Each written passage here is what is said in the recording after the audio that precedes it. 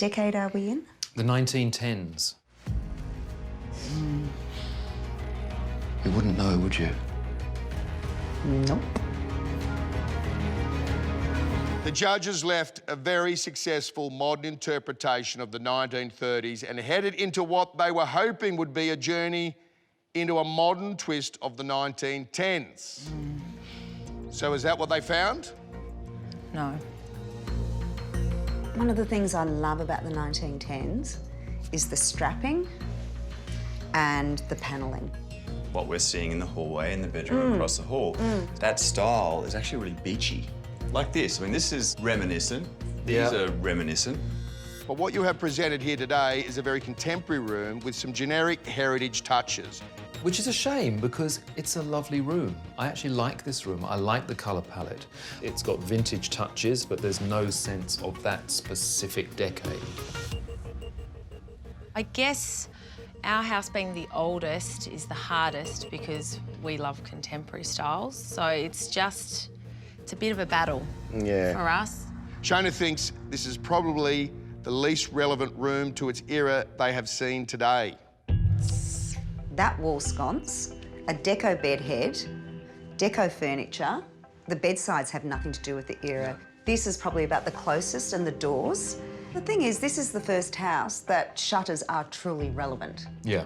What it doesn't work with is Venetian plastering. Venetian plastering. No.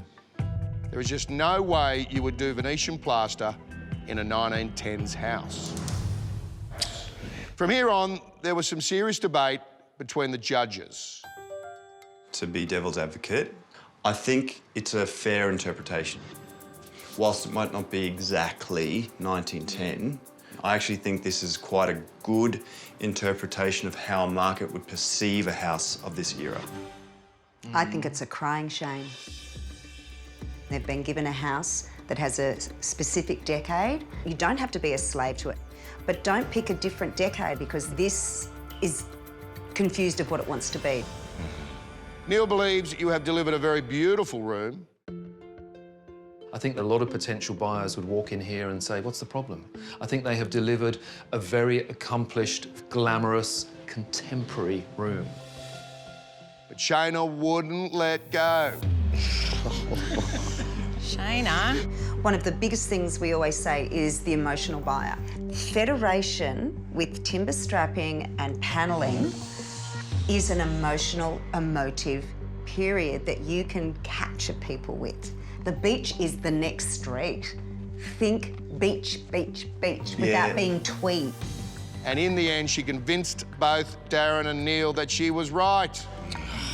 They could have still delivered this room just with a few tweaks. You know, pot plants, for goodness sake, ferns. They were all hugely popular in this era, and it would have immediately sent out a different message. You got me. It's a good generic room, but it doesn't have any discernible character. The shutters, the wardrobe and the doors, tick, amazing, gorgeous. The rest of it, goodbye. Okay, that's it. Once Shani gets on a roll, it's pretty hard to stop her. Yeah, but I mean, I keep thinking about my master and what I've got in mind. I'm probably still gonna push on and do that anyway. Yeah, we're gonna get along with Shani this season. We will see.